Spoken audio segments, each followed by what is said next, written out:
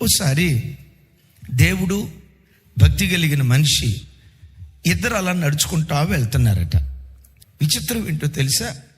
నేలంతా సాఫీగా ఉన్న చోట ఇద్దరూ కలిసి నడిచినట్లుగా కనపడుతుంది.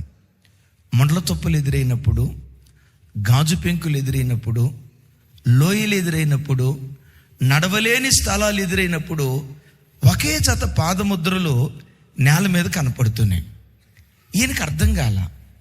నేలంతా సాఫీగా ఉన్నప్పుడు దేవుడు నాతో నడిచినట్టున్నాడు, పరిస్థితులన్నీ బాగా ఉన్నప్పుడు నా ప్రక్కనే దేవుడు ఉన్నాడు, మరి ఈ గాజు పెంకులు ఎదురైనప్పుడు దేవుడు వదిలిపెట్టినట్టున్నాడే, ఈ మొండ్ల తుప్పలు ఎదురైనప్పుడు దేవుడు వదిలిపెట్టినట్టున్నాడే, నేల సాఫీగా లేని పరిస్థితుల్లో నా దేవుడు నన్ను విడిచిపెట్టినట్టున్నాడే. అసలు నా దేవుని తోడు నాకు కావాల్సింది ఆ గాఢాంధకారపు పరిస్థితిలోనే కదా, ఆ శ్రమల వలయంలోనే కదా, ఆ ఇబ్బందికరమైన పరిస్థితిలోనే కదా దేవుని తోడు నాకు కావాల్సింది.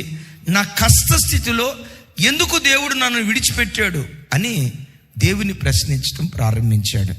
దేవా, నేలంతా సాఫీగా ఉన్నప్పుడు నా ప్రక్కన నడిచావు, మొండ్ల తుప్పలు ఎదురైనప్పుడు ఒక్క పాద ముద్రే ఉంది, ఎందుకు అక్కడ విడిచిపెట్టేవయ్యా?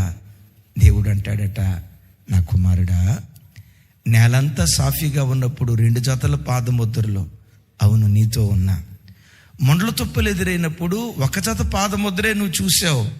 ఆ పాదముద్ర ఎవరు అనుకుంటున్నావు? ఆ పాదముద్రలు నావి. మరి నేనేమైపోయాను ప్రభువా?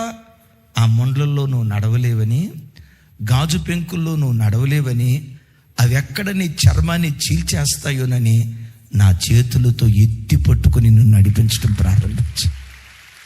నాకు గాయమైంది, నీకు గాయం కలగకుండా నా చేతి నీడలో నేను దాచిపెట్టాను. కొన్నిసార్లు దేవుడు నన్ను విడిచిపెట్టాడేమో, దేవుడు నన్ను మర్చిపోయాడేమో మనుషులుగా మనం అనుకుంటాం. నీకు తెలుసా, నీ కష్ట స్థితిలోనే మరి ప్రత్యేకంగా నీ వైపు తదేకంగా దేవుడు చూస్తాడు. శ్రమల మధ్యలో నలిగిపోయేటప్పుడు నీ వైపే దేవుడు చూస్తాడు. ఎందుకు?